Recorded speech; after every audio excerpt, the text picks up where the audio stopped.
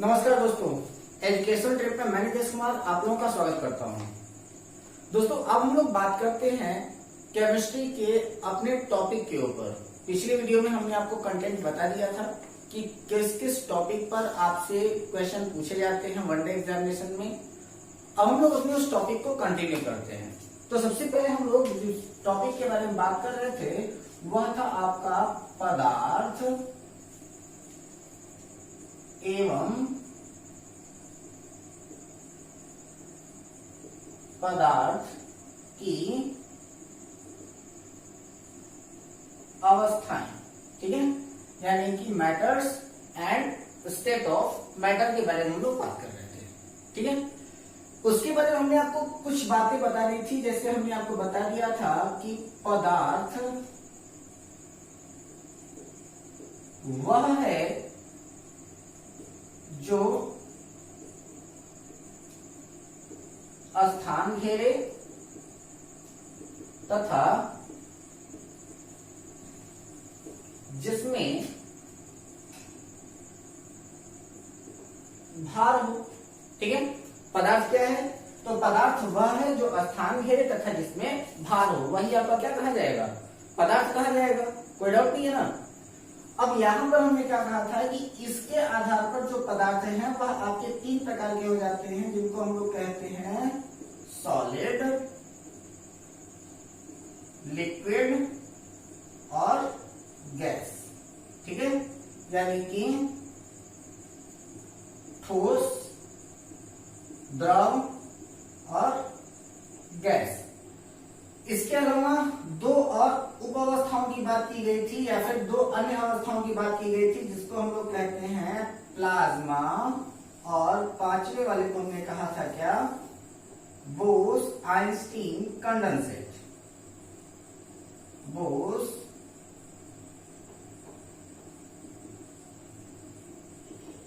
Einstein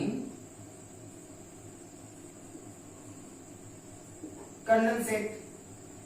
हमें इन तीन अवस्थाओं के बारे में मुख्य रूप से बात करनी है। ये उप अवस्थाएं हैं, और मैंने आपको ये भी बता दिया था कि बोस-आइंस्टीन कंडेंसेट का नाम जो है वो सत्येंद्रनाथ बोस और अल्बर्ट आइंस्टीन के ही नाम से रखा गया है।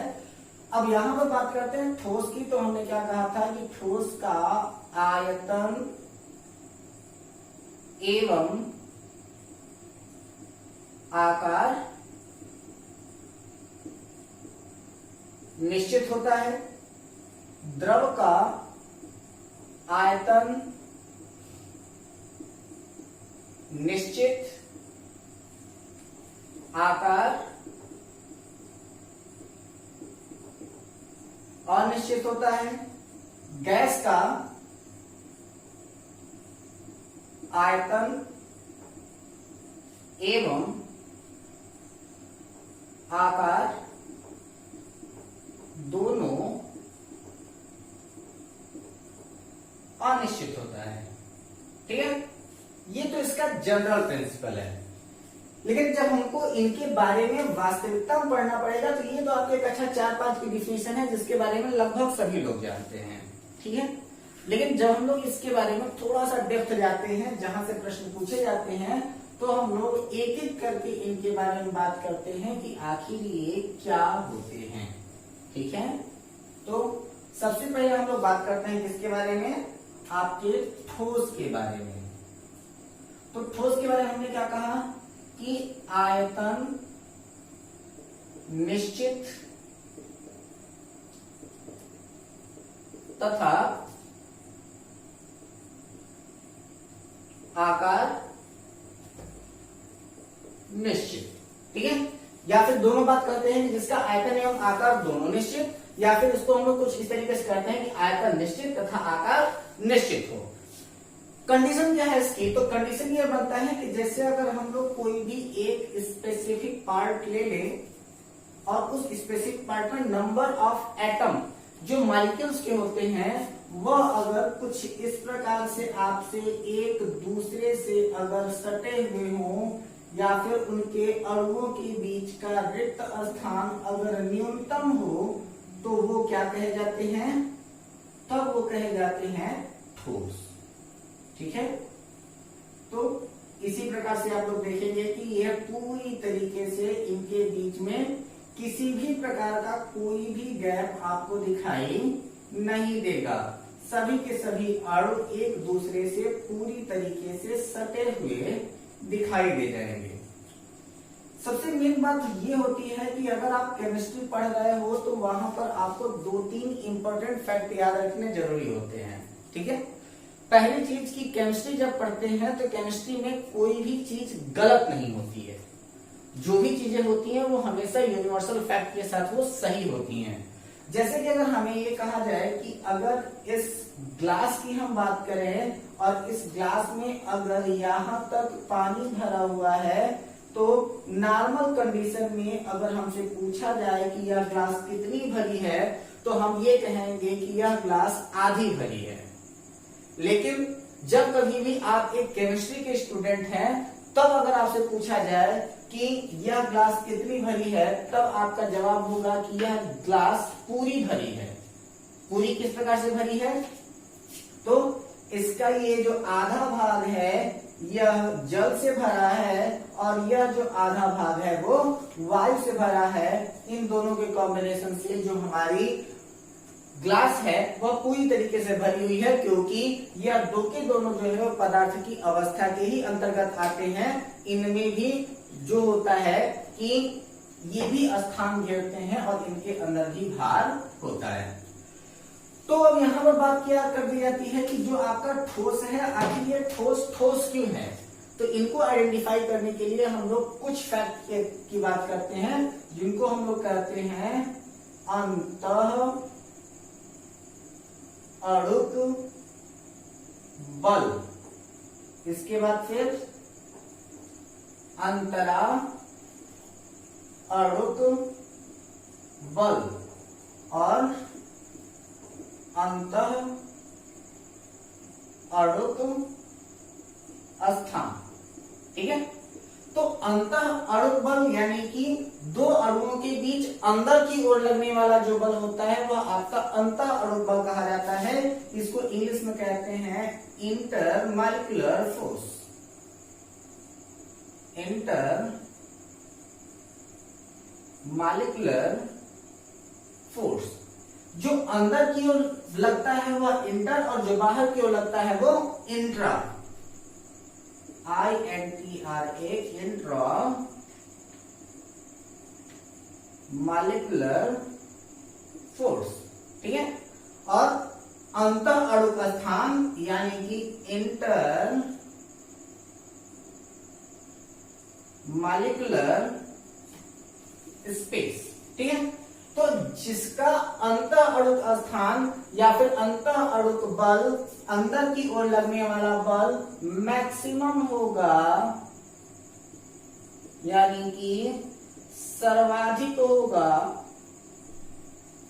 तो अगर अंदर की ओर लगने वाला बल सर्वाधिक तो बाहर की ओर लगने वाला बल क्या हो जाएगा? सबसे कम हो जाएगा यानी कि मिनिमम हो जाएगा, यानी कि न्यूनतम हो जाएगा। ठीक है, तो अंदर की ओर लगने वाला बल जो है वह सर्वाधिक, बाहर की ओर लगने वाला जो बल है वह न्यूनतम। तब इनके अणुओं के मध्य का स्थान जो होगा वह कितना हो जाएगा? मिनिमम हो जाएगा।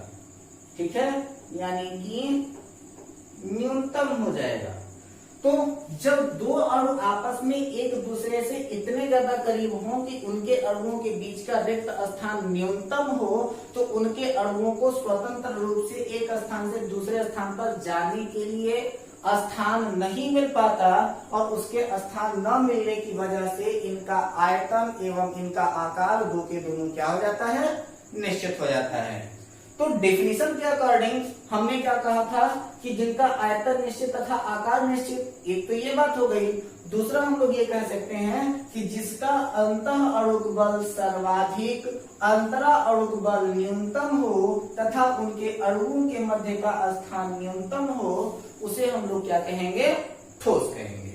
ठीक है, अब यहाँ पर जो आपके ठोस हैं इन ठोस को हम लोग बांट देते हैं दो भाग में। एक को हम लोग कहते हैं क्रिस्टलीय ठोस और दूसरे को हम लोग कहते हैं अक्रिस्टलीय ठोस। तो कौन कौन है ये आपके? तो सबसे वाला है पहला क्रिस्टलीय ठोस, और दूसरा क्या हो जाता है आपका अक्रिस्टलीय ठोस। अक्रिस्टलीय ठोस यानी कि एक है आपका क्रिस्टलाइन सॉलिड और दूसरा है आपका नॉन क्रिस्टलाइन सॉलिड। तो जो आपका क्रिस्टलीय ठोस है इसको बिल्कुल आसान बनाने के लिए हम लोग ये कह देते हैं कि जो क्यूब या क्यूबॉइड की संरचना ले, यानी कि जिसमें घन या घनाभ की संरचना पाई जाती हो, वह आपका क्या होता है, क्रिस्टलीय ठोस होता है। यानी कि इसको हम लोग क्या लिख सकते हैं, घन या घनाभ की संरचना ले। ठीक है, तो जब घन या घनाभ की संरचना लेगा तो यहां पर देखिए इसमें क्या हो जाएगा, इसकी लेंथ होगी और साथ ही इसमें ब्रेड्थ होगी और साथ ही साथ इसमें हाइट होगी। तो जिनमें लेंथ, ब्रेड्थ और हाइट इंडिकेट हो रहा हो, यानी कि जिसमें कोर हो यानी कि जिसमें कोना हो, जिस प्रकार के ठोस में कोना हो यानी कि ब्रेड्थ हो, वह क्या होता है, कोर हो, वह क्या होता है आपका क्रिस्टलीय ठोस कहा जाता है। जैसे कि एग्जांपल के तौर पर हम लोग ले सकते हैं किसको, नमक को। ठीक है, नमक क्या है, क्रिस्टलीय रूप में नमक जो होता है वो क्रिस्टलीय ठोस होता है। और कौन ले सकते हैं हम लोग, तो हम लोग इसमें ले सकते हैं चीनी। लेकिन अक्रिस्टलीय ठोस में हम लोग क्या लेते हैं कि यहाँ पर कोर नहीं होता। ठीक है, कोर नहीं होता, यानी कि इसमें LBH यानी कि लंबाई, चौड़ाई, ऊंचाई नहीं होती है। ठीक, लेकिन वो ठोस होते हैं, जैसे कि सीमेंट। ठीक है, उसको हाथ में लेकर के अगर आप जैसे टच करोगे तो वह कैसा दिखाई देगा आपको, बिल्कुल पाउडर की तरह दिखाई देगा। साथ ही साथ अगर आप लोग ले लें धूल, ये आज जितने भी पार्टिकल हैं वह पार्टिकल कैसे हैं, आपके अक्रिस्टलीय की श्रेणी में आते हैं। नमक, चीनी, रेत, जिनमें थोड़ा सा भी आप अगर हाथ में लेकर के उसको टच करेंगे और उनके अंदर खुरदुराहट अगर स्पष्ट रूप से दिखाई देगी, वह आपके क्रिस्टलीय ठोस के अंतर्गत आएंगे। ठीक है, यानी कि अगर उनके अंदर खुरदुराहट हो, कोर हो, तो वह क्रिस्टल, अगर खुरदुराहट ना हो, कोर ना हो, तो वह आपकी किसके अंतर्गत आ जाएंगे, अक्रिस्टल के अंतर्गत आ जाएंगे। इस बात का आप विशेष रूप से ध्यान रखेंगे। ठीक है, इसके बाद हम लोग बात करते हैं द्रव की। तो मैं पूरी बात नहीं बिताता हूं ताकि आपको समय थोड़ा सा बच सके। तो इनको हमने हटा दिया, इनको सिर्फ इंट्रोड्यूस करना है थोड़ा थोड़ा, क्योंकि लिक्विड के बारे में मिक्सर में हम लोग ज्यादा तरीके से पढ़ना है। तो जहां पर हमने बात किया आपके द्रव का, तो उसका आयतन तो निश्चित होता है, लेकिन आकार इनका अनिश्चित होता है। यह जिस पात्र में रखे जाते हैं उसी का हम लोग क्या कहते हैं, उसी का आकार ग्रहण कर लेते हैं। यानी कि 1 लीटर पानी है तो वह कहीं पे भी रखा जाए वह वैसा ही दिखाई देगा, लेकिन उसका आकार पात्र के अनुसार बदलता रहेगा, यानी कि आकार उसका अनिश्चित हो जाएगा। और इसका कारण क्या है कि इनके जो अणु होते हैं वह ठोस की अपेक्षाकृत दूर दूर तक होते हैं और इनमें एक दूसरे को टक्कर मारने की क्षमता होती है। तो इनको भी हम लोग उसी फेज में दर्शा लेते हैं जिनको हम लोग कहते हैं क्या, इंटरमॉलिक्यूलर फोर्स, इंट्रामॉलिक्यूलर फोर्स और इंटरमॉलिक्यूलर स्पेस के रूप में। तो इनके बीच में अंतः अणुक बल, यानी कि 2 अणुओं के बीच लगने वाला बल जो होगा अंदर की ओर, वह हो जाएगा ठोस से कम, यानी कि लेस देन सॉलिड। और अंतरा अणुक बल यानी कि अणुओं में बाहर की ओर लगने वाला जो बल होगा वह क्या हो जाएगा, ठोस से अधिक। ठीक है, तो इंटरमॉलिक्यूलर फोर्स क्या हो जाएगा, मोर देन सॉलिड। तो इनके अणुओं के मध्य स्थान क्या हो जाएगा, वो भी हो जाएगा ठोस से अधिक, यानी कि मोर देन सॉलिड। और जब कंडीशन ऐसी आ जाए तो यहाँ पर क्या है कि ये वाला पार्ट इसको टक्कर मार सकता है, ये वाला इसको मार सकता है, ये इसको मार सकता है, ये इसको मार सकता है, यानी कि टक्कर मारने की कैपेसिटी इनके अंदर ज्यादा होगी, यानी कि इनके अंदर मॉलिक्यूल्स अपना स्थान आसानी रूप से परिवर्तित कर सकते हैं, यानी कि इनमें बहने की प्रकृति होगी। तो इनमें बहने की प्रकृति होती है, ठीक है, यानी कि इनमें फ्लोइंग नेचर होता है, यानी कि ये बह सकते हैं, और बहने की प्रकृति के कारण, बहने की प्रकृति के कारण इन्हें तरल कहते हैं, यानी कि due to flowing nature it is known as fluid, यानी कि बहने की प्रकृति के कारण इनको क्या कहा जाता है, फ्लूइड कहा जाता है, यानी कि इन्हें तरल कहा जाता है, ठीक है। इसके बाद हम लोग तीसरे फेज की ओर बात करते हैं, और वो होता है आपका गैस, जिसका ना तो आयतन निश्चित होता है और ना ही आकार निश्चित होता है, ठीक है। तो इसको हम लोग एक बार फिर से देख लेते हैं। अपने गैस के फेज के लिए कंडीशन सेम रहेगी, ठीक है। चलिए,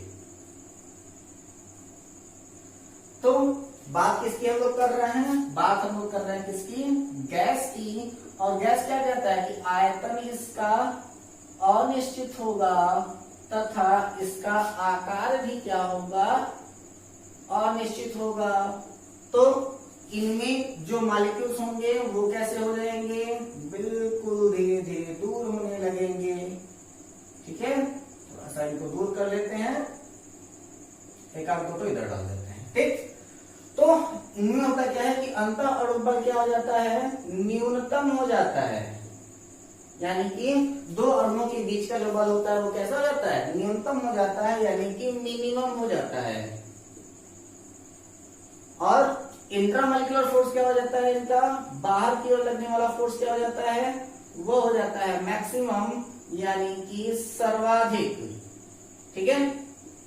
और अंतराअणुक स्थान क्या हो जाता है, तो इनका अंतराअणुक स्थान हो जाता है मैक्सिमम, यानी कि सर्वाधिक, ठीक है।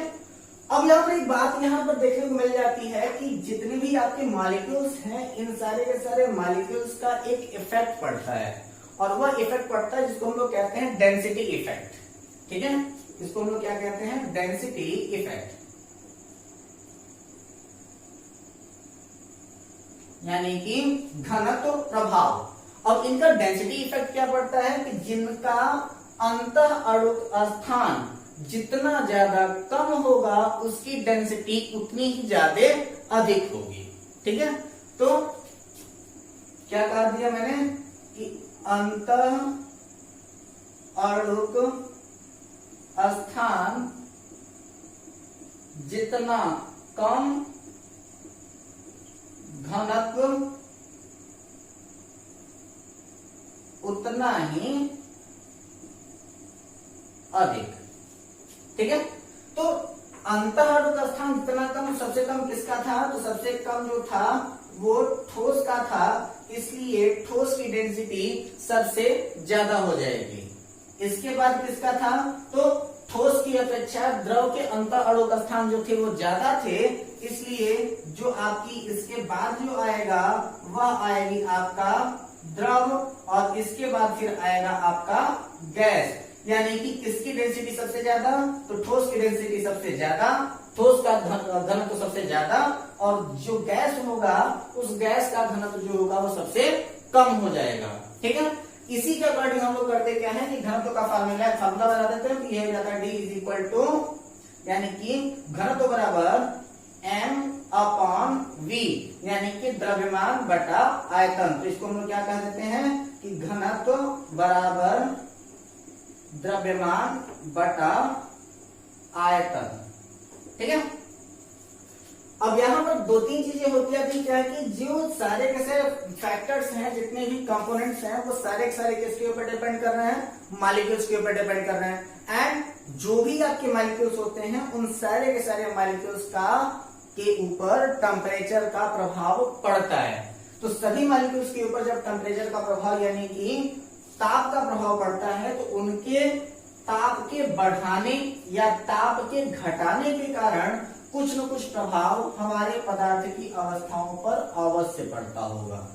ठीक है, तो वहां पर हम लोग क्या कहते हैं कि ताप बढ़ाने पर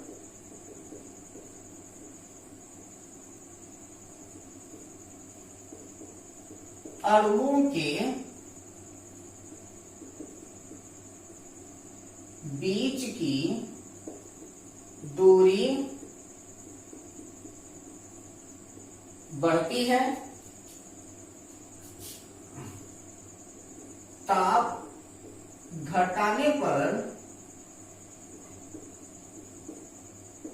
अणुओं के बीच की दूरी घटती है। ठीक है, जैसे जैसे टेम्परेचर इंक्रीज होता जाएगा तो तापमान के बढ़ने के साथ साथ उनके बीच की यानी कि अणुओं के बीच की दूरी भी जो होगी क्या बढ़ती चली जाएगी। यानी कि जब कभी भी आपके पास कोई ठोस है तो उसको अगर हम गर्म करते रहेंगे तो गर्म करने पर उनके अणुओं के बीच की दूरी क्या हो जाएगी, बढ़ती चली जाएगी और कुछ समय के बाद जो आपका ठोस है वह द्रव अवस्था के रूप में परिवर्तित होना प्रारंभ कर देगा यदि उसके गुणधर्म में ऐसा गुण होगा।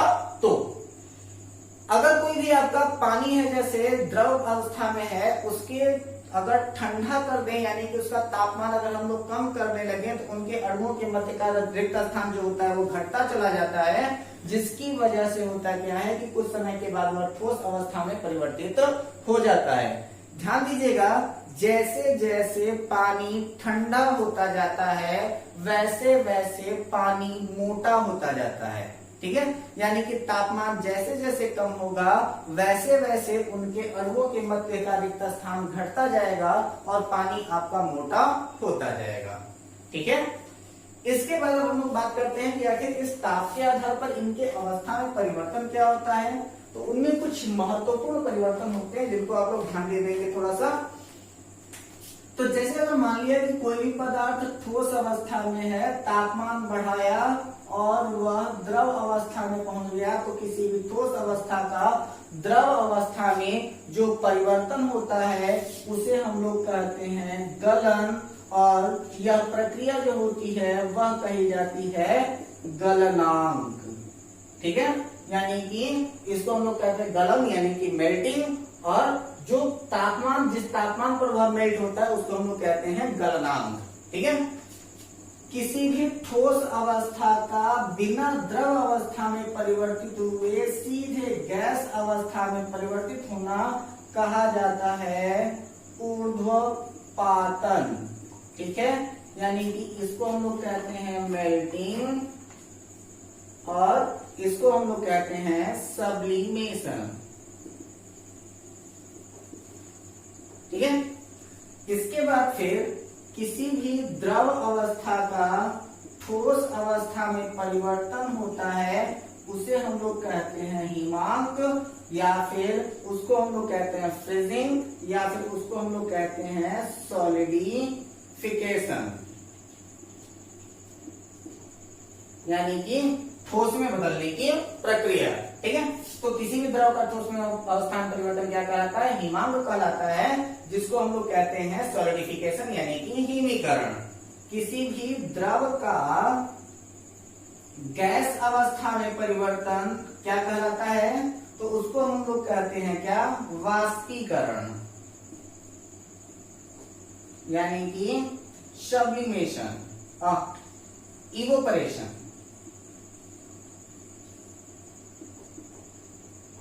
ठीक है, किसी भी गैस का ठोस अवस्था में परिवर्तन कहा जाता है प्रति ऊर्ध्वपातन, यानी कि डी सब्लिमेशन, या फिर इसको सामान्य तौर पर सब्लिमेशन ही कह दिया जाता है। इसके बाद फिर किसी भी गैस का द्रव अवस्था में परिवर्तन कहा जाता है संघनन, यानी कि कंडेंसेशन। ठीक है। तो ठोस का द्रव में होता है तो उसको गलनांक कहते हैं, ठोस का गैस में होता है तो उसको ऊर्ध्वपातन कहते हैं, द्रव का ठोस में होता है तो उसको हिमांक कहते हैं, द्रव का गैस में होता है तो उसको वाष्पीकरण कहते हैं, गैस का ठोस में होता है तो उसे प्रत्युत्पादन कहते हैं, और गैस का द्रव में होता है तो उसको हम लोग संघनन कहते हैं। ठीक है, तो गैस का ठोस में होता है तो उसको प्रत्युत्पादन और गैस का द्रव में होता है तो उसको हम लोग क्या कहते हैं, संघनन के नाम से जानते हैं। ठीक, अब हम लोग थोड़ा सा और इसके बारे में बात करें कि कहां पर इसका टेम्परेचर इफेक्ट बढ़ा और कहां पर इसका टेम्परेचर इफेक्ट घट गया। ठीक है, तो इसको एक चार्ट के रूप में डायग्रामेटिक हम लोग कर देते हैं तो ये बिल्कुल क्लियर हो जाएगा आप लोगों के लिए कुछ इस प्रकार से। ठीक है,